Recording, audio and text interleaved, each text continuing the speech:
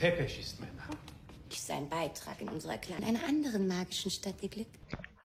Halo sobat pencinta film, di video kali ini Mimin bakal membawakan alur film bergenre fantasi.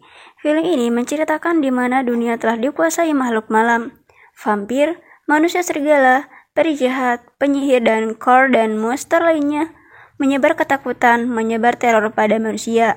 Tetapi mereka berangsur berubah dari yang menakutkan kini menjadi cinta damai. Beberapa dari mereka hidup di antara manusia tanpa terdeteksi dan yang lainnya mundur ke tempat rahasia yang hanya bisa ditemui melalui hutan magis. Disinilah vampir muda bernama Vlad Tepes dimulai. Saat ia dan ayahnya meninggalkan dunia menuju Glasvelden, bagaimanakah selanjutnya? Jangan lupa like dan subscribe. Inilah dia film. Vlad dan ayahnya pergi ke Glasvelden, kota para penyihir yang berada di tengah hutan magis.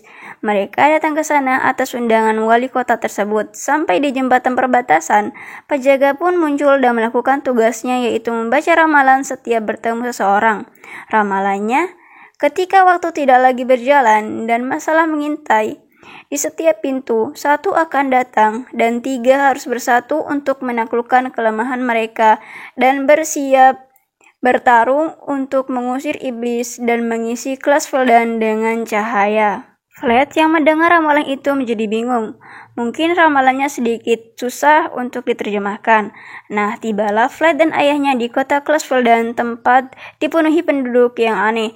Ya kan, kota para penyihir. Karena begitu terpesona akan keindahan kota itu, ayahnya Vlad tak sadar hampir menabrak seseorang yang sedang bersepeda. Saat keluar, anehnya sepeda berubah seperti sepeda zaman dulu, dan polisi yang datang pun juga kaget melihat topinya ikutan berubah. Saat melihat kalung permata milik Vlad, kalung itu pasti punya kekuatan. Setelah meneruskan perjalanan, Vlad dan ayahnya tiba di tempat tinggal mereka. Siang pun berlalu, tiba-tiba seseorang dari kantor pajak datang dengan tokatnya yang menyeramkan. Dia menagih tunjakan bayar sewa yang harus dibayar ayahnya Vlad. Dia memberi 7 hari untuk melunasi semua tagihan tersebut. Satu malam dilewatkan ayahnya Vlad tanpa tidur karena memikirkan bayar. Kini hari penting Vlad tiba. Ia akan masuk ke sekolah penyihir untuk pertama kalinya. Di sana Vlad bertemu seseorang yang diganggu murid lainnya. Ia bernama Wolf. Dia beruntung karena ada gadis yang menyelamatkannya. Gadis itu bernama Faye. Kini Vlad pun berteman dengan Wolf. Saat itu, ayahnya Vlad mendatangi kantor wali kota untuk membantu mengurangi biaya tagihan pajaknya. Dan dia bertemu asisten wali kota bernama Cersei Myers. Cersei Myers mengatakan bisa meringankan biaya pajaknya dengan memberikannya benda berharga. Ternyata ia ingin fragmen darah benda yang menjadi kalung Vlad. Seorang pemberi sekolah bertemu Vlad dan ia bernama Hannibal. Setelah itu, acara penerimaan murid baru dimulai dan saat bersamaan tiba-tiba wali kota datang menemui ayahnya Vlad dan menginginkan fragmen darah itu. Namun karena benda itu milik Vlad dan satu-satunya peninggalan ibunya, ayahnya pun merasa Vlad tidak akan memberikannya. Kembali lagi ke Vlad. Kepala sekolah mengeluarkan sihirnya dan membuat semua siswa baru mengeluarkan kekuatan apa yang ada dalam dirinya. Wolf sebagai serigala, Faye sebagai peri, dan Vlad sebagai vampir. Tapi masalahnya, Wolf seorang serigala malah alergi bulu. Faye yang seorang peri malah takut ketinggian. Dan Vlad malah takut pada darah. Dan itu menjadi kelemahan di balik kekuatannya itu. Saat Vlad tidur, seorang vampir datang dan ternyata itu Cersei Myers. Diam-diam ia mengambil fragmen darah dari Vlad untuk kekuatannya, di mana lengannya bisa memanjang dan menyelinap tanpa ketahuan. Setelah berhasil mengambil fragmen darah itu, ia kembali dan memberikannya kepada wali kota. Ternyata mereka jahat. Namun tiba-tiba fragmen darah itu hilang. Ternyata fragmen itu dilindungi dengan mantra penarikan. Fragmen darah itu hanya bisa berpindah tangan apabila pemiliknya menyerahkannya dan atas kehendaknya sendiri. Siang hari tiba, Wolf, Faye, dan Vlad merasa malu atas kejadian kemarin. Kini Vlad pergi meninggalkan sekolah itu ke jembatan perbatasan. Di sana dia bertemu Faye dan Wolf yang sama-sama ingin keluar karena merasa malu. Mereka pun memutuskan pergi bersama-sama. Saat tiba di jembatan perbatasan, mereka bertemu penjaga yang selalu membacakan ramalan, dan ramalannya sama saat Fred pertama kali datang ke sana. Fred pun coba tak menghiraukannya, tapi malah membuat penjaga itu marah. Dia tidak mengizinkan mereka lewat, namun beruntung Hannibal yang diam-diam mengikutinya datang membantunya. Hannibal pun membawa mereka ke rumahnya. Ia mengatakan tidak ada jembatan lain selain melewati jembatan perbatasan, karena Clarksville dikelilingi hutan magis. Namun karena merasa ada hal yang aneh dari penjaga itu, Hannibal pun mengambil sebuah bukunya. Namun ia tidak menjelaskan apapun. Diam-diam Faye mengambil buku tersebut dan membacanya. Faye menemukan petunjuk bahwa ada buku segala pengetahuan yang ada di sekolah perpustakaannya. Mungkin itu memberikan penjelasan tentang ramalan penjaga perbatasan. Tanpa menunggu basa-basi lagi, mereka pergi ke perpustakaan tersebut.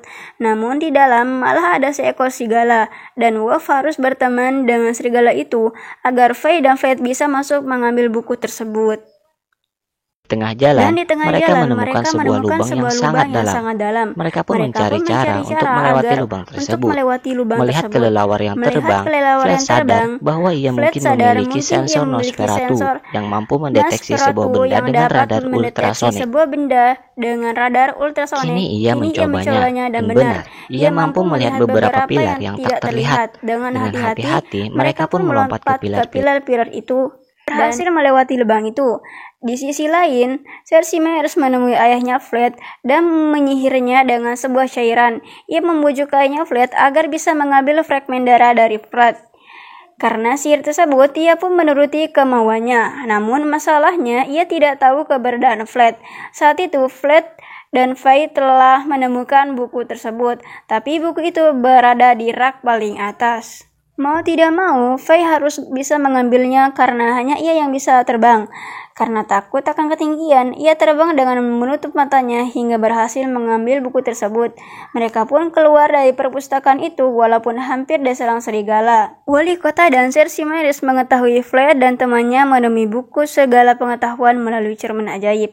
Fred dan temannya membuka buku tersebut dan tiba-tiba buku itu memberitahukan bahwa ada seseorang yang jahat bernama Lucifer. Pada jam 13, ia ingin memutar waktu agar vampir, serigala, dan semua makhluk malam lainnya menjadi jahat seperti dulu dan menjadikan pasukannya.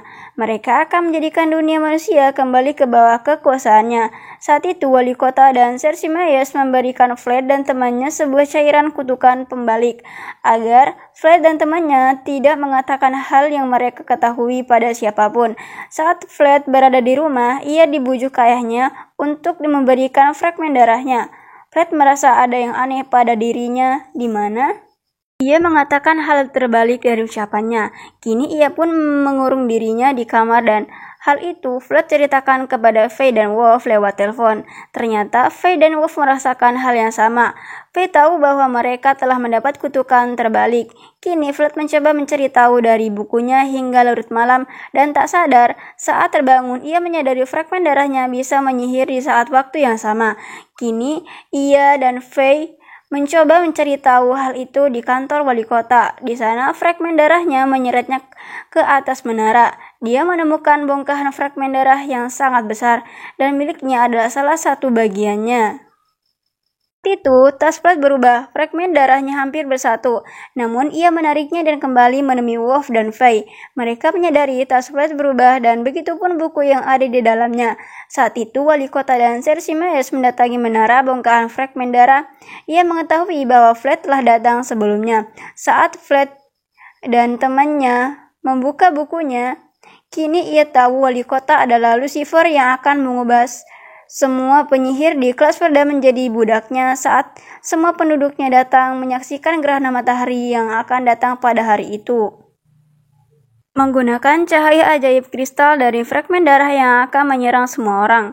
Hanya ada satu cara, Fred harus membawa fragmen darahnya keluar dari Clarksville dan membuat ia berpisah dengan Faye dan Wolf. Saat ingin meninggalkannya, Faye malah dibawa kabur oleh wali kota alias Lucifer, membuat Fred kembali menyelamatkannya. Gerhana matahari hampir tiba.